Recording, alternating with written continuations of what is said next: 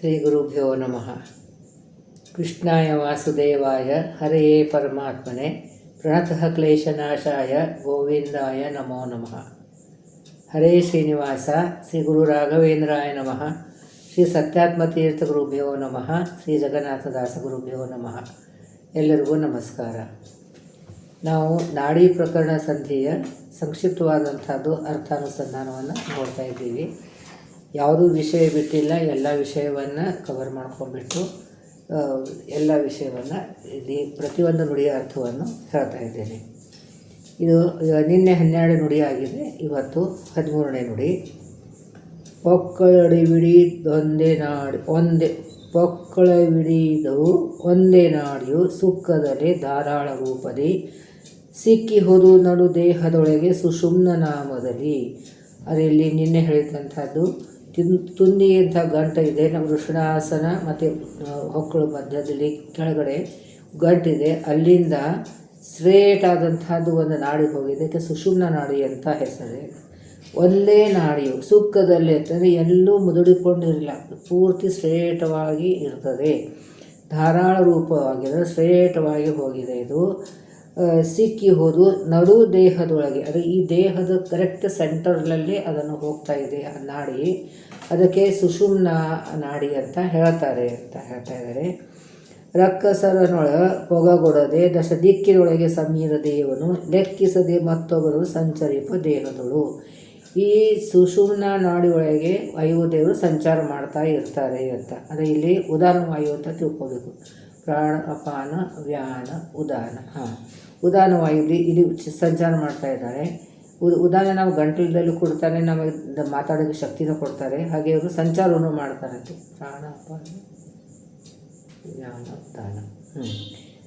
ಆಮೇಲೆ ಇಲ್ಲಿ ಎಲ್ಲ ದಿಕ್ಕಿನ ಎಲ್ಲ ಕೆಳಗಳ ಮೇಲೆಲ್ಲ ಸಂಚಾರ ಮಾಡ್ತಾ ಇರ್ತಾರೆ ವಾಯುದೇವರು. ಅವರು ಸಮೀರ ದೇವನು ಲೆಕ್ಕಿಸದೆ ಮತ್ತೊಬ್ಬರು ಅಂದರೆ ಏನು, ದೈತ್ಯರಿಗೆ ಈ ಸುಷುಮ್ನ ನಾಡಿಯೊಳಗೆ ಪ್ರವೇಶ ಆಗದೇ ಇರೋ ಹಾಗೆ ರಕ್ಷಣೆ ಮಾಡ್ತಾರೆ ಅಂತ. ಯಾಕಂದರೆ ನಾವು ಈ ದೇಹ ಬಿಟ್ಟು ಹೋಗುವಾಗ ಆ ಜೀವ ಈ ಸುಷುಮ್ನ ನಾಡಿ ದ್ವಾರಾನೇ ಈ ಉದಾನ ವಾಯುದೇವರು ಅದನ್ನು ಮೇಲಕ್ಕೆ ಎಳ್ಕೊಂಡು ಬರ್ತಾರೆ. ಎಳ್ಕೊಂಡು ಬಂದುಬಿಟ್ಟು ನಮ್ಮ ನವರಂಧ್ರಗಳು ಇದೆ, ಯಾವುದೋ ಒಂದು ರಂಧ್ರದಿಂದ ಜೀವ ಹೊರಗಡೆ ಹೋಗ್ತದೆ ಅಂತ ಹೇಳ್ತಾರೆ. ಯಾರು ಅಪರೋಕ್ಷ ಜ್ಞಾನಿಗಳಿರ್ತಾರೆ ಇಲ್ಲಿ ಬ್ರಹ್ಮರಂಧ್ರದಿಂದ ಅವರು ಜೀವವನ್ನು ಹೋಗ್ತದೆ ಅಂತ, ಇಲ್ಲಿ ಸ್ಫೋಟ ಆಗ್ತದೆ, ಅಲ್ಲಿಂದ ಹೋಗ್ತದೆ ಅಂತ. ಅಂಥವ್ರು ನಮಗೆ ನೋಡಲಿಕ್ಕೆ ಸಿಗೋದಿಲ್ಲ. ಅವರು ಗುಪ್ತವಾಗಿಯೇ ಆ ರೀತಿಯಾದಂಥ ಡೈರೆಕ್ಟ್ ಮೋಕ್ಷ ಅಲ್ಲಿಂದ ಹೋದರೆ. ಅದು ಸಾಮಾನ್ಯವಾಗಿ ಎಲ್ಲ ಸುಜೀವಗಳೆಲ್ಲ ಇಲ್ಲಿ ಮೇಲುಗಳಿದ್ದಂಥ ರಂಧ್ರದಿಂದ ಹೋಗ್ತಾರೆ ಅಂತ ಹೇಳ್ತಾರೆ. ಸೊ ಅದಕ್ಕೆ ಇದು ಸಂಚಾರ ಮಾಡ್ತಾರೆ, ಅಂದರೆ ಕಮಲಗತನಾದಂಥದ್ದು ಎಲ್ಲ ಉಪಾಸನೆ ಮಾಡ್ತಾರೆ ಅಂತ. ಮತ್ತೊಬ್ಬರನ್ನು ಸಂಚರಿಪ ದೇಹದಳು ಅಂದರೆ ಇಲ್ಲಿ ಊರ್ಧ್ವಮುಖವಾಗಿ ಈ ಕರ್ಮಾನುಸಾರವಾಗಿ ಊರ್ಧ್ವಮುಖವಾಗಿ ಅಲ್ಲಿ ಈ ಜೀವಿಗೆ ಕರ್ಕೊಂಡು ಹೋಗ್ತಾರೆ. ಆಮೇಲೆ ಅವರ ಕರ್ಮಾನುಸಾರವಾಗಿ ಅವರ ಸಾಧನಾನುಸಾರವಾಗಿ ಯಾವ ಲೋಕಕ್ಕೆ ಹೋಗಬೇಕು ಆ ರೀತಿಯಾಗಿ ಆ ಲೋಕಕ್ಕೆ ಕರ್ಕೊಂಡು ಹೋಗ್ತಾರೆ ಅಂತ ಇಲ್ಲಿ ಉದಾನವಾಯು ಹೇಳ್ತಾರೆ. ಇಲ್ಲಿ ಸಮೀರ ಅಂತಾರೆ, ಉದಾನವಾಯು ಅಂತ ತಿಳ್ಕೋಬೇಕು. ಇನ್ನು 14ನೇ ನುಡಿಯಲ್ಲಿ ಇನಿತು ನಾಡಿ ಶಾಖೆಗಳು ಈ ತನುವಿನೊಳಗಿಹ ಎಂದು ಏಕಾತ್ಮನು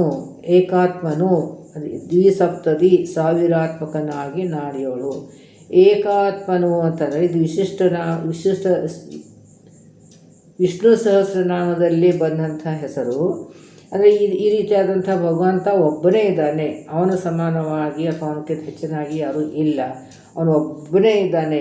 ಇದು ಈ ರೀತಿಯಾಗಿ ಎಲ್ಲ ನಾಡಿ ಶಾಖೆ ಉಪಶಾಖೆ ಒಳಗಡೆ ಭಗವಂತ ಸಂಚಾರ ಮಾಡ್ತಾನೆ ಅಂತ. ಈ ತನುವಿನೊಳಗಿಹ ಎಂದು ಈ ನಮ್ಮ ಶರೀರದಲ್ಲಿ ನಾಡಿಗತನಾಗಿ ಭಗವಂತ ಇದ್ದಾನೆ. ಏಕಾತ್ಮನು ಒಬ್ಬನೇ ಏನು ಮಾಡ್ತಾನೆ, ದ್ವಿಸಪ್ತದಿ ಸಾವಿರಾತ್ಮಕನ 72,000 ನಾಡಿ ಒಳಗಡೆ ಭಗವಂತ ಇದ್ದಾನೆ, ಅವನು ಒಬ್ಬನೇ ಇದ್ದಾನೆ. ಆದರೆ ಇಷ್ಟೊಂದು ರೂಪವನ್ನು ತಾಳಿ 72,000 ನಾಡಿ ಒಳಗಡೆ 72,000 ರೂಪದಿಂದ ಭಗವಂತ ಇದ್ದಾನೆ ಅಂತ ಹೇಳ್ತಾರೆ. ವನತಿಯೊಂದೊಳಗೂಡಿ ಅಂದರೆ ಲಕ್ಷ್ಮೀ ಸಹಿತವಾದಂಥ ಭಗವಂತ ನಾರಾಯಣ, ಮೂಲರೂಪಿ ನಾರಾಯಣನೇ ಅವನೇ ಏಕಾತ್ಮ. ಈ ಏಕಾತ್ಮನ ಈ ಮೂಲರೂಪಿ ನಾನು ಒಬ್ಬನೇ, ಅವನೇ ಇಷ್ಟು ರೂಪದಿಂದ ಇಲ್ಲ ನಾಡಿ ಒಳಗೆ ವ್ಯಾಪ್ತನಾಗಿ ಇದ್ದಾನೆ.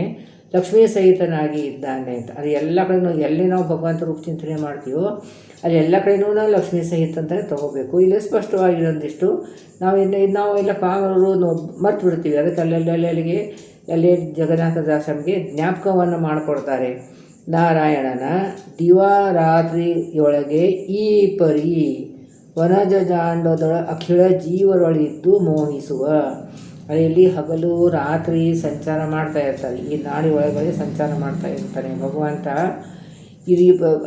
ಈ ಪರಿ ವರಜಾಂಡದ ಹೊರತಾಗಿ ಈ ಬ್ರಹ್ಮಾಂಡ ಒಳಗಿದಂಥ ಸಮಸ್ತ ಜೀವರಾಶಿ ಒಳಗಡೆ ಇದು ಮೋಹಿಸುವ ಅಂತಂದ್ರೇನು, ತನ್ನ ರೂಪ ತೋರಿಸುವುದಿಲ್ಲ, ತನ್ನ ಆಟವನ್ನು ತೋರಿಸೋದಿಲ್ಲ. ಇಷ್ಟೆಲ್ಲ ಸಂಚಾರ ಮಾಡಿ ಆಯಾ ಜೀವರಾಶಿಗಳ ಕಡೆಯಿಂದ ಅವರ ಯೋಗ್ಯತಾನುಸಾರವಾಗಿ ಅವ್ರ ಕರ್ಮಾನುಸಾರವಾಗಿ ಕರ್ಮವನ್ನು ಮಾಡಿಸ್ತಾನೆ. ಈ ನಾಡಿ ದ್ವಾರ ಅವನು ಒಂದು ರಸವನ್ನು ಕೂಡ ಕೊಡ್ತಾನೆ. ರಸ ಅಂತಂದ್ರೂ ಶಕ್ತಿಯನ್ನು ಕೊಡ್ತಾನೆ, ಪುಷ್ಟಿಯನ್ನು ಕೊಡ್ತಾನೆ, ಸಂಚಾರ ಮಾಡ್ತಾ ಇರ್ತಾನೆ. ಇಲ್ಲಿ ಹಗಲು ರಾತ್ರಿಗೆ ನಿಯಾಮಕನಾಗಿ ಇದ್ದಾನೆ. ಇಷ್ಟೆಲ್ಲ ಕಾರ್ಯವನ್ನು ಭಗವಂತ ನಾಡಿ ದ್ವಾರ ಮಾಡ್ತಾ ಇರ್ತಾನೆ ಅಂತ. ಈ ನಾಡಿ ಒಳಗಡೆ ಇದ್ದಂತಹ ಭಗವದ್ ರೂಪಗಳು ಹಗಲಿಗೆ ರಾತ್ರಿಗೆ ನಿಯಮನ ಮಾಡುವಂಥ ಭಗವದ್ ರೂಪಗಳು. ಅಫ್ಕೋರ್ಸ್ ಅಲ್ಲೆಲ್ಲ ದೇವತೆಗಳು ನಿನ್ನೆ ಎಲ್ಲ ಬಂತು, ಎಲ್ಲ ದೇವತೆಗಳಿದ್ದಾರೆ.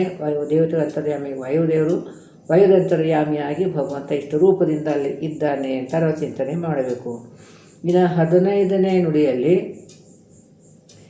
ದಿನದಿ ವರ್ಧಿಸುವ ಕುಮುದಾಪ್ತನ ಮಯೂಖದ ಅಂದರೆ ಚಂದ್ರ ಅಂದರೆ ಪುಷ್ಪದ ಅಂತರ್ಯಾಮಿಯಾದಂಥದ್ದು ಒಂದು ಗಂಧವನ್ನು ಕೊಡೋದು, ಒಂದು ಪುಷ್ಟಿಯನ್ನು ಕೊಡುವಂಥ ಚಂದ್ರ. ಮಯೂಖದ ಸೊಬಗ ಅಂದರೆ ಇದು ಉಲ್ಲಾಸದಾಯಕದಂಥದ್ದು ಒಂದು ಗುಣ, ತಂಪವಾದಂಥ ಕಿರಣ ಕೊಡ್ತಾನೆ ಚಂದ್ರ. ಗತಲೋಚನ, ಗತ ಅಂತಂದರೆ ಇಲ್ಲ, ಲೋಚನ ಅಂತಂದರೆ ಕಣ್ಣು, ಅದು ಕಣ್ಣು ಇಲ್ಲದವರಿಗೆ ವಿಲೋಕಿಸಿ ಅಂದ್ರೇನು ಕುರುಡ ಅಂತ ಅರ್ಥ. ಅದು ಕುರುಡ ಅಂತಂದ್ರೇನು, ತಮ್ಮ ಕಣ್ಣಿನಿಂದ ಕುರುಡಲ್ಲ, ಜ್ಞಾನದಿಂದ ಕುರುಡು. ಈ ಜ್ಞಾನದಿಂದ ಕುರುಡಾರು ಯಾರಿರ್ತಾರೆ ಅವ್ರಿಗೆ ಅದನ್ನು ಜ್ಞಾನವನ್ನು ಅಭಿವೃದ್ಧಿಗೊಳಿಸ್ತಾನೆ ಭಗವಂತ. ಮೋದ ಬಡಬಲ್ಲನೆ ನಿರಂತರದಿ ಅಂದರೆ ಸಂತೋಷವನ್ನು ಕೊಡ್ತಾನೆ ಭಗವಂತ. ಅಂದರೆ ಈ ಜೀವರಾಶಿ ಒಳಗೆ ಚಂದ್ರನು ಹೇಗೆ ದಿನ ಅಭಿವೃದ್ಧಿ ಆಗ್ತಾ ಇರ್ತಾನೋ, ಚಂದ್ರನದಿಂದ ನಮ್ಮ ಅವನ ಕಿರಣಗಳ ಹೇಗೆ ಸಂತೋಷ ಪಡ್ತಾ ಇರ್ತದೋ ಅದೇ ರೀತಿ ಭಗವಂತ ನಮ್ಮ ಜ್ಞಾನವನ್ನು ದಿನದಿ ಅಭಿವೃದ್ಧಿಗೊಳಿಸ್ತಾ ಇರ್ತಾನೆ. ಆಮೇಲೆ ಸಂತೋಷವನ್ನು ಕೂಡ ಕೊಡ್ತಾನೆ ಅಂತ. ಪುನರಗಿ ಅಂತಂದರೆ ಈ ದುಷ್ಟವಾದಂಥದ್ದು ಪುನರಗಿ ಅದು ದುಷ್ಟವಾದಂಥ ವಿಚಾರ ಕೊಡದೇನೆ ಸುಕಥಾಮೃತದ ಭೋಜನ ಸುಖ ದೊರಕುವುದೇ. ಅದು ಇದು ಪುನರಗಿ ಅಂತಂದರೆ ಯಾರು ದುಷ್ಟರಿದ್ದಾರೆ ಅವರಿಗೆ ಈ ಕಥಾಮೃತ ಏನಿದೆಯೋ ಇದರಿಂದ ಸುಖ ಸಿಗ್ತದೋ ಅವ್ರಿಗೂ ಸಿಗೋದಿಲ್ಲ ಅಂತಾನೆ. ಸುಕಥಾಮೃತದ ಅದರ ಕಥಾಮೃತ ಇರೋದು ಬಹಳ ಸು ಅಂತಂದರೆ ಶ್ರೇಷ್ಠವಾದಂಥದ್ದು ಇದೆ. ಭೋಜನದ ಸುಖ ಅಂದರೆ ಸತತವಾಗಿ ಇದು ಭಗವಂತನ ಈ ವ್ಯಾಪಾರಗಳನ್ನು ಸತತವಾಗಿ ಸಿಗುವಂಥ ವ್ಯಾಪಾರಗಳನ್ನು ಸುಖ ದೊರಕುವುದೇ, ಅದರಿಂದ ಸುಖ. ನಾವು ಭಗವಂತನ ಲೀಲೆ ನೋಡಿದರೆ ಅವನ್ನ ಗುಣರೂಪ ಕ್ರಿಯೆಗಳು ಚಿಂತನೆ ಮಾಡಿದರೆ ನಮಗೆ ಸುಖ ಆಗ್ತದೆ, ಆನಂದ ಆಗ್ತದೆ. ಅದು ಯಾರು ದುಷ್ಟರಿದ್ದಾರೆ ಅದರಿಂದ ಅವ್ರಿಗೆ ಈ ಭಗವಂತನ ಗುಣರೂಪ ಕ್ರಿಯೆಗಳ ಚಿಂತನೆ ಮಾಡಿದರೆ, ಕಥೆಗಳು ಕೇಳಿದರೆ ಅವ್ರಿಗೆ ಸಂತೋಷ ಆಗೋದಿಲ್ಲ. ದೊರಕುವುದೇ ಪ್ರಶ್ನೆ ಕೇಳಿದ್ರೆ ಸಿಗೋದಿಲ್ಲ ಅಂತ ಅರ್ಥ. ಲಕ್ಷ್ಮೀ ಮನೋಹರ ಸದ್ಗುಣವ ಕೀರ್ತಿಪ ಭಕುತಗಲ್ಲದಲೇ. ಆದರೆ ಭಗವಂತನ ಯಾರು ಕೀರ್ತನೆ ಮಾಡ್ತಾರೆ, ಕೀರ್ತನೆ ಹಾಡ್ತಾರೆ, ಪಾಡ್ತಾರೆ, ಕುಣಿತಾರೆ, ಇದಂಥ ಆನಂದ ಪಡಿತಾರೆ. ಇಂಥ ಈ ರೀತಿಯಾದಂಥ ಯಾರು ಭಕ್ತರು ಇರ್ತಾರೆ ಅವ್ರಿಗೆ ಆನಂದವನ್ನು ಆಗ್ತದೆ.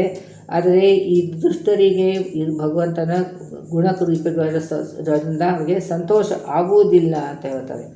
ಅಂದರೆ ಮನಸ್ಸು ಹರಡ ಮಾಡುವಂಥದ್ದು ಇದು ಮಾಡುವಂಥದ್ದು ಭಗವಂತ. ಈ ಕಥಾ ಅಮೃತ ಅಂತಂದರೆ ವೇರು ಪರಿಷದ ಅಂತ ಇದೇ ಕಥಾದು ಅಮೃತ. ಅಮೃತ ಅಂತ ಯಾಕಂತ ಹೇಳಿ, ಅಮೃತ ಅಂತಾರೆ ಯಾರು ಮರಣ ಇಲ್ಲ ಅಂತ. ಅಂದರೆ ಹಾಗೆ ನಮ್ಮ ಮರಣ ಇಲ್ಲಿ ಇರುತ್ತಾರೆ, ಈ ದೇಹಕ್ಕೆ ಮರಣ ಇದೆ, ಸ್ವರೂಪಕ್ಕೆ ಇಲ್ಲ. ಮತ್ತು ಹಾಗಾದರೆ ನಾವು ಅಮರವಾಗಿ ಇದ್ದೇವೆ ಇಲ್ಲ ಅಂತಂದರೆ ಹೌದು. ಆದರೆ ನಮಗೆ ಈ ಸ್ಥೂಲ ದೇಹ ಬರ್ತಾ ಇರ್ತಾರೆ, ಹೋಗ್ತಾ ಇರ್ತದೆ. ಆದರೆ ನಮಗೆ ಒಂದು ಈ ಕಥಾಮೃತ ಸತತವಾಗಿ ಕೇಳಿ ಬಂದಮೇಲೆ ನಮಗೆ ಅಪರೋಕ್ಷ ಜ್ಞಾನ ಆದಮೇಲೆ ಈ ಸ್ಥೂಲ ದೇಹವನ್ನು ನಮಗೆ ಬರೋದಿಲ್ಲ. ಆ ಆನಂದವನ್ನು ಸತತವಾಗಿ ಭಗವಂತ ನಮಗೆ ಕೊಡ್ತಾನೆ ಅಂತ.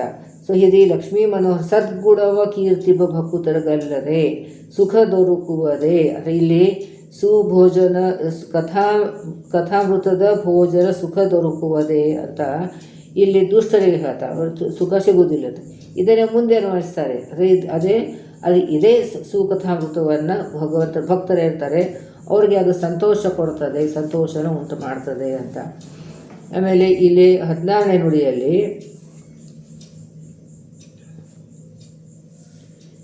ಈ ತನುವಿನೊಳಗಿಹವು, ಈ ಸ್ಥೂಲ ದೇಹದಲ್ಲಿ ಓತಪ್ರೋತ ನಾಡಿಗಳು ಪುರುಹೂತ ಮುಖರಿಲ್ಲಹರು ತಮ್ಮಿಂದ ಅಧಿಕರೊಡಗೂಡಿ. ಅಂದರೆ ಇಲ್ಲಿ ಈ ಸ್ಥೂಲ ದೇಹದಲ್ಲಿ ಓತಪ್ರೋತ ಎಲ್ಲ ಕಡೆನೇ, ಅದೇ ಪೂರ್ವ ಪಶ್ಚಿಮ ಉತ್ತರ ದಕ್ಷಿಣ ಎಲ್ಲ ಕಡೆನೂ ನಾಡಿಗಳು ಹರಡಿವೆ ಅಂತ. ಅದಕ್ಕೆ ಮೊದಲೇ ಎರಡನೇ ನುಡಿಗಳಲ್ಲಿ ಹೇಳಿಬಿಟ್ಟಿದ್ದಾರೆ. ಈ ನಾಡಿಗಳು ತಲೆಯಲ್ಲೆಷ್ಟು, ಕೈಯಲ್ಲೆಷ್ಟು, ಕಾಲಲ್ಲೆಷ್ಟು, ಮಧ್ಯ ದೇಹಗಳು ಎಷ್ಟು ಅಂತ ಹೇಳ್ತಾರೆ. ಹಾಗೆ ಈ ನಮ್ಮ ಸ್ಥೂಲ ದೇಹದಲ್ಲಿ ಈ ನಾಡಿಗಳು ಅಷ್ಟು ಎಲ್ಲ ಹರಡಿವೆ ಅಂತ. ಓತಪ್ರೋತನಾಗಿ ಇದ್ದಾವೆ ನಾಡಿಗಳು. ಪುರುಹೂತ ಮುಖರಿಲ್ಲಹರು ತಮ್ಮಿಂದ ಅಧಿಕರೊಡಗೂಡಿ. ಅದೇ ಗರುಡಶೇಷ ರುದ್ರರು ಕೂಡ ತಮ್ಮಿಂದ ಅಧಿಕರೊಡಗೂಡಿ. ಪುರುಹೂತ ಅಂತಂದರೆ ಅಗ್ನಿ. ಇದು ಇಂದ್ರ, ಅಗ್ನಿ ಮೊದಲಾದ ಎಲ್ಲ ದೇವತೆಗಳು ತಮ್ಮಿಂದ ಅಧಿಕರೊಡಗೂಡಿ. ಅವ್ರಿಗಿಂತ ಅಧಿಕರು ಯಾರು? ಗರುಡಶೇಷ ರುದ್ರರು. ಆಮೇಲೆ ಬ್ರಹ್ಮವಾಯುಗಳು ಇವರೆಲ್ಲರೂ ಕೂಡಿ ಸೇರಿ ಭೀತಿಗೊಳಿಸುತ್ತ ದಾನವರ, ಅಂದರೆ ಈ ದಾನವರಿಗೆ ಭೀತಿಗೊಳಿಸ್ತಾರೆ. ಅಂತಂದ್ರೇನು? ಈ ಸುಷುಮ್ನ ನಾಡಿಯಲ್ಲಿ ದಾನವರಿಗೆ ಬರೆಸ್ಕೊಡೋದಿಲ್ಲ. ಆದರೆ ಇಲ್ಲಿ ಎಲ್ಲ ಕಡೆನೂ ಹರಡಿದ್ದಾವೆ, ಎಲ್ಲ ಕಡೆ ದೇವತೆಗಳು ಇದ್ದಾರೆ ಅಂತ. ಸಂಧಾನಮಕ ನರಕದಲ್ಲಿ ಇದ್ದ ಭೀತಿಯನ್ನು ಗೊಳಿಸುವುದು ರೂಪ. ಅದೇ ಇಲ್ಲಿ ದೈತ್ಯರಿಗೆ ಭೀತಿಗೊಳಿಸೋದಂಥದ್ದು. ಆಮೇಲೆ ಇದು ನಮ್ಮ ಸಂಧಾನ ನಾಮಕ ನರಕದಿಲ್ಲೇ ಅಲ್ಲಿ ಇತ್ತುಕೊಳ್ಳೋಣ, ಅಲ್ಲಿ ನಮಗೆ ಭೀತಿ ಬರದೇ ಇರುವಾಗೆ ನಮಗೆ ಭಗವಂತ ಕಾಯ್ತಾನೆ. ಅಂಥ ಭೀತಿಯನ್ನು ಕೊಡೋದಿಲ್ಲ. ಅಲ್ಲಿ ಯಾವಾಗಲೂ ನಮಗೆ ಸಕಲ ಜೀವರಾಶಿಗಳಿಗೆ ಧರಿಸಿ ರಕ್ಷಣೆ ಮಾಡ್ತದಂಥದ್ದು ಅಂತ. ಸಂಧಾತ ಶಬ್ದದ ಅರ್ಥ 2 ರೀತಿಯಾಗಿ ಕೊಟ್ಟಿದ್ದಾರೆ. ಸಂಧಾತ ಅಂದರೆ ಸಕಲ ಜೀವಿ ಧರಿಸಿ ರಕ್ಷಣೆ ಮಾಡುವವನು. ಇನ್ನೊಂದು ಸಂಧಾನಕ ನಾಮಕ ನರಕದಲ್ಲಿ ಇದ್ದ ಭೀತಿಗೊಳಿಸುವ ರೂಪ. ಅಂದರೆ ಇದೇ ದೈತ್ಯರಿಗೆ ಭೀತಿಗೊಳಿಸದಂಥ ರೂಪ ಅಂತ ಹೇಳ್ತಾರೆ. ಭೀತಿಗೊಳಿಸುತ್ತ ಹೆದರಿಸಲೇ ಸುತ್ತ ದಾನವರ ಸಂಧಾತ ನಾಮಕ ಹರಿಯು. ಇದು ವಿಶಿಷ್ಟ ವಿಷ್ಣು ಸಹಸ್ರನಾಮಲ್ಲಿ ಬರೆದಂಥ ಇದು ಹೆಸರು. ಹರಿಯ ಗುಣ ಸಂಪ್ರೀತಿಯಲ್ಲಿ ಸದುಪಾಸನೆ ಗೈಯೂತಲೆ ಮೋದಿಪರು. ಅದು ಸಮೀಚೀನವಾದಂಥ ಉಪಾಸನೆ, ಭಗವಂತನ ಗುಣರೂಪಗಳ ಚಿಂತನೆ ಅವನಲ್ಲಿ ಶ್ರದ್ಧಾಭಕ್ತಿಪೂರ್ವಕವಾಗಿ ಮಾಡಿದರೆ ನಮಗೆ ಸಂಧಾತ ನಾಮಕ ಅಂಥದ್ದೇನು ನರಕ ಇದೆ ಅಥವಾ ಅಲ್ಲಿ ಭೀತಿಗೊಳಿಸೋದಂಥದ್ದು. ಆ ಸಂಧಾತನದಲ್ಲಿ ಅಲ್ಲಿ ಏನು ದೈತ್ಯವಿದೆ ಅವರಿಗೆ ಭೀತಿಗೊಳಿಸೋದಂಥ ರೂಪ. ಆ ನರಕದ ಹೆಸರು ಇದೆ, ಅಲ್ಲಿ ಅವರು ಭೀತಿಗೊಳಿಸ್ತಾನೆ. ಅಲ್ಲಿ ಅವ್ರಿಗೆ ದುಷ್ಟರಿಗೆ ಅವ್ರಿಗೆ ಭೀತಿಗೊಳಿಸಲೇಬೇಕು. ಅಂಥ ರೂಪವನ್ನು ಇದೆ ಇಲ್ಲರಿ. ಈ ರೀತಿಯಾಗಿ ನಾವು ಸಮೀಚೀನವಾದಂಥ ಉಪಾಸನೆ ಗೈಯುತ್ತಲೇ ಮೋದಿಪರು. ಅಲ್ಲಿ ಜ್ಞಾನಿಗಳು ಏನು ಮಾಡ್ತಾರೆ? ಈ ರೀತಿಯ ಚಿಂತನೆ ಮಾಡಿ ಮೋದಿಪರು ಅಂತಾರೆ, ಸಂತೋಷ ಪಡ್ತಾರೆ. ಈಗ ನಮಗೇನೆ ಇವಾಗ ಹರಿಕಥಾಂಸಾರ ಅಧ್ಯಯನ ಮಾಡ್ತಾಯಿದ್ವಿ, ಒಂದೊಂದು ಶಬ್ದದ ಅರ್ಥವನ್ನು ನಮಗೆ ತಿಳಿದ್ಬಿಟ್ರೆ ಎಷ್ಟು ಖುಷಿ ಆಗ್ತದೆ. ಎಷ್ಟು ಅರ್ಥ ಇದೆ ಇದರಲ್ಲಿ ಅಂತಂದ್ಬಿಟ್ಟು ನಾವು ದಿನಕ್ಕೆ ನಮ್ಮದು ಕೂಡ ಈಗ 10 ವರ್ಷದಿಂದ ನಾವು ಹೇಗಿದ್ವಿ ಈಗ ಹೇಗಿದ್ದೀವಿ ಅಂತ ಯೋಚನೆ ಮಾಡಿದರೆ ಗೊತ್ತಾಗ್ತದೆ. ಅದೇ ನಿಧಾನವಾಗಿ ನಮ್ಮಲ್ಲಿ ಕೂಡ ಅಭಿವೃದ್ಧಿ ಆಗ್ತಾ ಹೋಗ್ತಾ ಇರ್ತದೆ, ನಮ್ಮದು ಗಮನಕ್ಕೆ ಬಂದಿರೋದಿಲ್ಲ. ಇವಾಗ ಇಲ್ಲಿ ಈ ನುಡಿ ಕಾಣಿಸ್ತದೆ, ಹೌದಲ್ಲ ನಮ್ಮಲ್ಲಿ ಕೂಡ ಈ ರೀತಿಯಾದಂಥದ್ದು ಅಭಿವೃದ್ಧಿ ಆಗಿದೆ ಅಂತ ಹೇಳ್ತಾ ಇದ್ದಾರೆ. ಇದು 14ನೇ ನುಡಿ ಆಯಿತು. ಇನ್ನು 17ನೇ ನುಡಿ ಜಲ ಅಟ ಕುಕ್ಕುಟ ಖೇಟ ಜೀವರ ಕಳೆವರಗೊಳಗಿದ್ದು ಕಾಣಿಸಕೊಳ್ಳದೆ ತತ್ತದ್ರೂಪ ತನ್ನಾಮದಲ್ಲಿ ಕಲಿಸುತ್ತಲೇ ಜಲರು ಹೇಕ್ಷಣ ವಿವಿಧ ಕರ್ಮಗಳ ನಿರಂತರ ಮಾಡಿಸಿ ಫಲಗಳ ಉಣ್ಣದೆ ಸಂಚರಿಸುವನ ನಿತ್ಯ ಸುಖಪೂರ್ಣ. ಅದೇ ಇಲ್ಲಿ ಜಲ ಅಂತಲೇ ಜಲಚರ ಪ್ರಾಣಿಗಳಲ್ಲಿ, ಕುಕ್ಕುಟದ ಭೂಚರ ಪ್ರಾಣಿಗಳು, ಖೇಟ್ ಅಂತಾರೆ ಆಕಾಶದಲ್ಲಂಥ ಪಕ್ಷಿ ಅಂಥ ಜೀವರಾಶಿಗಳು, ಕಳೆವರಗಳಂದರೆ ದೇಹದಲ್ಲಿ ಇಂದ್ರಿಯಗಳಲ್ಲಿ ಭಗವಂತ ವ್ಯಾಪ್ತರಾಗಿದ್ದಾನೆ, ಕಾಣಿಸಿಕೊಳ್ಳದೆ ನಮ್ಗೆ ಕಾಣಿಸೋದಿಲ್ಲ. ತತ್ತದ್ರೂಪ ತನ್ನಾಮದಲ್ಲಿ ಬಹಳ ಮುಖ್ಯವಾದಂಥ ತನ್ನಾಮ ತನ್ನ ರೂಪದಲ್ಲಿ ಭಗವಂತ ಸರ್ವತ್ರದಲ್ಲಿ ವ್ಯಾಪ್ತಿಯನ್ನಾಗಿದ್ದಾನೆ ಅನ್ನೋದನ್ನು ಒಂದು ತತ್ವ. ಸೊ ಅದು ಇಲ್ಲಿ ಎಲ್ಲ ಕಡೆ ವ್ಯಾಪ್ತನಾಗಿದ್ದಾನೆ. ಆಯಾ ಈ ಜಲಚರ ಪ್ರಾಣಿ ಒಳಗಡೆ ಆ ಹೆಸರಿನಿಂದ ಆ ರೂಪದಿಂದ ಇದ್ದಾನೆ. ಇಲ್ಲಿ ಆಕಾಶದ ಪಕ್ಷಿಗಳಲ್ಲೂ ಕೂಡ ಆಯಾ ಆಕಾರದಿಂದ ಹೆಸರದಿಂದ ಇದ್ದಾನೆ. ಭೂಚರ ಅಂತಂದರೆ ಇಲ್ಲಿ ಭೂಮಿ ಮೇಲಿದ್ದಂಥ ಅದರಲ್ಲಿ ಎಲ್ಲ ಜೀವರಾಶಿಗಳು ಬಂತು. ಅಲ್ಲಿ ಕೂಡ ಆಯಾ ಹೆಸರಿಂದ ಇದ್ದಾನೆ, ದೇಹದಲ್ಲಿ ಇದ್ದಾನೆ, ಇಂದ್ರಿಯಗಳಲ್ಲಿ ಇದ್ದಾನೆ, ಅದು ನಮಗೆ ಕಾಣಿಸುವುದಿಲ್ಲ. ಆಯಾ ಹೆಸರದಿಂದ ಆಯಾ ರೂಪದಿಂದ ಅಲ್ಲಿ ವ್ಯಾಪ್ತನಾಗಿದ್ದಾನೆ, ಅದು ನಮಗೆ ಕಾಣಿಸುವುದಿಲ್ಲ. ಕಲಿಸುತ್ತಲೇ ಜಲರು ಹೇ ಕ್ಷಣ, ಅದು ಕಮಲದಂಥ ನೇತರಿದ್ದಂಥ ಭಗವಂತ ವಿವಿಧ ಕರ್ಮಗಳನ್ನು ನಿರಂತರ ಮಾಡಿಸಿ ಎಲ್ಲ ಜೀವರಾಶಿಗಳು ವ್ಯಾಪ್ತನಾಗಿ ಅವರ ಕರ್ಮಾನುಸಾರವಾಗಿ ಎಲ್ಲ ಕರ್ಮಗಳನ್ನು ನಿರಂತರ ಸತತವಾಗಿ ನಾವು ಅಂತೀವಿ. ಹಂಗೆ ನಾವು ಮಾಡ್ಕೊಂಡಿರ್ತೇವೆ ಅವಾಗೆಲ್ಲ ಕಾರ್ಯ ಅಂತ. ಅಲ್ಲಿ ಕಾರ್ಯ ನಡೀತಾ ಇದೆ, ಸ್ವಪ್ನ ಅವಸ್ಥೆ ಇರ್ತದೆ, ನಾವು ಉಸಿರಾಡ್ತಿರ್ತೀವಿ, ಮಗ್ಲಾಗ್ತೀವಿ, ಹಳ್ಳಾಡ್ತೀವಿ, ನಡುವೆ ಎಚ್ಚರ ಆಗ್ತದೆ. ಸೊ ಹಾಗೆ ಈ ರೀತಿಯಾಗಿ ಎಲ್ಲ ರೀತಿಯಾದಂಥದ್ದು ಕರ್ಮಗಳನ್ನು ಭಗವಂತ ಮಾಡಿಸಿ ಫಲಗಳ ಉಣ್ಣದೆ, ಆದರೆ ಆ ಕರ್ಮಗಳನ್ನು ಮಾಡಿಸ್ತಾನೆ, ಅದರ ಫಲ ಮಾತ್ರ ಜೀವರಾಶಿಗಳೇ ಕೊಡ್ತಾನೆ, ತಾನು ಉಣೋದಿಲ್ಲ. ಯಾಕಂದರೆ ಕರ್ಮ ಅವನು ಮಾಡಿಸಿದ್ರು ಕೂಡ ಆ ಜೀವರಾಶಿಗಳ ಉದ್ಧಾರಕ್ಕೋಸ್ಕರ ಭಗವಂತ ಮಾಡಿಸ್ತಾನೆ. ಇಲ್ಲದೇ ಜೀವರಾಶಿ ಉದ್ಧಾರ ಆಗೋದಿಲ್ಲ, ಆಗಲಿ ಸಾಧ್ಯವೇ ಇಲ್ಲ. ಆ ಲಿಂಗದೇಹ ಭಂಗ ಹೋಗಬೇಕು ಅಂತಂದರೆ ಕರ್ಮಗಳನ್ನು ಆಗಲೇಬೇಕು. ಆ ಕರ್ಮಗಳ ತಾವಾಗಿಯೇ ಮಾಡೋ ಶಕ್ತಿ ಜೀವರಾಶಿಗಳು ಇರೋದಿಲ್ಲ, ಭಗವಂತನೇ ತಾನೇ ಮಾಡಿಸ್ತಾನೆ ಅಂತ ಹೇಳ್ತಾರೆ. ಸಂಚರಿಸುವನು ನಿತ್ಯ ಸುಖಪೂರ್ಣ, ಎಲ್ಲ ಕಡೆ ಸಂಚಾರ ಮಾಡ್ತಾನೆ. ಸಂಚಾರ ಅಂತಂತಂದ್ರೆ ಏನು? ನಾವು ಈ ದೇಹ ಬಿಟ್ಟು ಇನ್ನೊಂದು ದೇಹಕ್ಕೆ ಹೋಗ್ತೀವಿ, ಅಲ್ಲಿನೂ ಬರ್ತಾನೆ, ಅವನಿಗೆ ಅದೇ ಸಂಚಾರ. ಆಮೇಲೆ ನಮ್ಮ ದೇಹ ಒಳಗಡೆ ನಾಡಿ ಒಳಗಡೆ ಸಂಚಾರ ಮಾಡ್ತಾ ಇರ್ತಾನೆ, ಅದೇ ಅವನ ಸಂಚಾರ. ಹೀಗೆ ಅವನು ಎಲ್ಲ ಜೀವರಾಶಿ ಒಳಗಡೆ ಎಲ್ಲ ಜಾತಿ ಒಳಗಡೆ ಎಲ್ಲ ಜನ್ಮದಲ್ಲಿ ಕೂಡ ಭಗವಂತ ನಮ್ಮ ಜೊತೆನೇ ಇರ್ತಾನೆ. ಅವನು ಈ ರೀತಿಯಾದಂಥ ಸಂಚಾರ ಮಾಡ್ತಾನೆ, ಆದರೂ ಅವನು ನಿತ್ಯ ಸುಖಪೂರ್ಣನಾಗಿ ಇದ್ದಾನೆ. ಇಷ್ಟೆಲ್ಲ ಕಟ್ಪಟ್ಟಿ ಮಾಡಿದ್ರು ಕೂಡ ಅದರ ಫಲವನ್ನು ಅವನು ಉಣುವುದಿಲ್ಲ. ಯಾಕಂದರೆ ಅವನು ನಿತ್ಯ ಸುಖಪೂರ್ಣನಾಗಿದ್ದಾನೆ, ಅವನಿಗೆ ಯಾವುದೂ ದೋಷವನ್ನು ಇಲ್ಲ, ದೋಷವಿರಹಿತನಾಗಿದ್ದಾನೆ, ನಿತ್ಯವಾಗಿ ಸುಖಪೂರ್ಣನಿದ್ದಾನೆ. ಅದಕ್ಕೆ ಈ ಫಲದ ಕರ್ಮಗಳ ಫಲದ ಆಸೆ ಅವನಿಗಿಲ್ಲೇ ಇಲ್ಲ, ಯಾಕೆ ಬೇಕೇ ಆಗಿಲ್ಲ ಅವನಿಗೆ. ಯಾಕಂದರೆ ಆಲ್ರೆಡಿ ಫುಲ್ಲಾಗಿದೆ. ಈಗ ನಮ್ಮ ಡಬ್ಬಿಯಲ್ಲಿ ಆಲ್ರೆಡಿ ಇವಾಗ ಕಾಳು ಫುಲ್ಲಾಗಿರ್ತಾರೆ, ತಿರ್ಗಿ ಹಾಕ್ಲಿಕ್ಕಾಗೋದಿಲ್ಲ. ಹಾಗೆ ಅವನು ಪರಿಪೂರ್ಣನಾಗಿದ್ದಂಥ ಆನಂದಮಯನಾದಂಥ ಭಗವಂತ ಸುಖಪೂರ್ಣನಾಗಿದ್ದಾನೆ. ಈ ನಮ್ಮಿಂದ ಮಾಡುವಂಥ ಕರ್ಮದಿಂದ ಅವನು ಸುಖ ಆಗೋದು ಅಷ್ಟರಲ್ಲಿ ಅದು ಸಿಗೋದಿಲ್ಲ. ಅವನು ನಿತ್ಯ ಸುಖಪೂರ್ಣನಾಗಿದ್ದಾನೆ ಅಂತ ಹೇಳ್ತಾ ಇದ್ದಾರೆ. ಇಲ್ಲಿ 17ನೇ ಅಡುಗೆ ಮುಗೀತು. ಈಗ ಪರೀಕ್ಷೆ ಆದ ಮೇಲೆ ಎಲ್ಲರೂ ಪರೀಕ್ಷೆ ಕೂತಿದ್ದೀರಾ, ಅದು ಮುಗಿದಿದೆ. ಇವಾಗ ಯಾರು ಈ ನಡುವೆ ಸ್ವಲ್ಪ ನೋಡೋದು ಜನ ತುಂಬ ಕಡಿಮೆ ಆಗಿದೆ, ಪರೀಕ್ಷೆ ಟೈಮಲ್ಲಿ ಬಿಟ್ಟಿದ್ದೀರಾ ಅಂತ ಅಂದ್ಕೊಂಡಿದ್ದೀನಿ. ಅದು ನೀವು ಎಲ್ಲರೂ ಸ್ವಲ್ಪ ಪ್ರಯತ್ನ ಪಡಬೇಕು. ಎಲ್ಲ ಜಾಸ್ತಿ ಜನ ಹರಿಕಥಾಮೃತ ಪಾರಾಯಣ ಮಾಡಬೇಕು. ಅವ್ರು ಎಲ್ಲ ಮನೆಗೂ ಇದು ತಲುಪಬೇಕು ಅಂತ ಒಂದೇ ಉದ್ದೇಶದಿಂದ ನಾನು ಇದನ್ನು ವಿಡಿಯೋ ಮಾಡಿ ಹಾಕ್ತಾಯಿದ್ದೇನೆ. ಆದರೆ ನೀವು ಸ್ವಲ್ಪ ಹೆಚ್ಚು ವ್ಯೂವರ್ಸ್ ಹಾಕೋದಕ್ಕೆ ಸ್ವಲ್ಪ ಪ್ರಯತ್ನ ಪಡಬೇಕು. ಅದು ನನ್ನ ಲಾಭಕ್ಕೋಸ್ಕರ ಹೆಚ್ಚು ತಿಳ್ಕೋಬೇಡಿ. ಇದನ್ನು ಎಲ್ಲ ಮನೆಗೂ ತಲುಪಬೇಕು, ಎಲ್ಲರಿಗೂ ಇದರ ಲಾಭ ಸಿಗಬೇಕು. ಹರಿಕಥಾಮೃತ ಶ್ರೇಷ್ಠವಾದಂಥ ಗ್ರಂಥ, ಇದರ ಲಾಭ ಎಲ್ಲರೂ ಸಿಗಬೇಕು ಅಂತ ಒಂದೇ ಉದ್ದೇಶದಿಂದ ಇದನ್ನು ಮಾಡ್ತಾಯಿದ್ದೇನೆ. ಅದಕ್ಕೆ ನೀವು ಎಲ್ಲರೂ ಸಹಕರಿಸಬೇಕು, ನೀವು ಎಲ್ಲರೂ ಇದನ್ನು ಪ್ರಸಾರ ಮಾಡೋಕ್ಕೆ ಪ್ರಯತ್ನ ಪಡಬೇಕು. ಆಮೇಲೆ ಎಲ್ಲ ಹರಿಚಿತ್ತ, ಭಗವಂತ ಯಾರಿಗೆ ತಲುಪಿಸ್ತಾನೆ, ಅದು ನಮ್ಮದು ಒಂದು ಪ್ರಯತ್ನ ಅಂತ ಇರ್ತದೆ. ಪ್ರಯತ್ನ ಮಾಡೋಣ ಅಂತ ಎಲ್ಲ ಗುರುಗಳು ಎಲ್ಲರಿಗೂ ಅನುಗ್ರಹ ಮಾಡಲಿ, ಎಲ್ಲರಿಗೂ ಹರಿಕಥಾಮೃತ ಪಾರಾಯಣ ಮಾಡೋ ಹಾಗೆ ಆಗಲಿ ಅಂತ ಪ್ರಾರ್ಥನೆ ಮಾಡೋಣ. ನಾಹಂ ಕರ್ತ ಹರಿಕರ್ತ, ಹರಿಪ್ರೇರಣೆ ಹರಿಪ್ರೀತ್ಯರ್ಥ, ಪತಿ ಅಂತರ್ಗತ, ಗುರು ಅಂತರ್ಗತ, ತತ್ವಾಭಿಮಾನ ದೇತ ಅಂತರ್ಗತ, ಭಾರತೀಯ ರಮಣ ಮುಖ್ಯ ಪ್ರಾಣಾಂತರ್ಗತ, ಶ್ರೀ ಲಕ್ಷ್ಮೀ ವೆಂಕಟೇಶ ಅರ್ಪಣಮಸ್ತು, ಅಭಿನ್ನ ಮಧ್ವಾಂತರ ಶ್ರೀ ಕೃಷ್ಣ ಅರ್ಪಣಮಸ್ತು. ಎಲ್ಲರಿಗೂ ನಮಸ್ಕಾರ.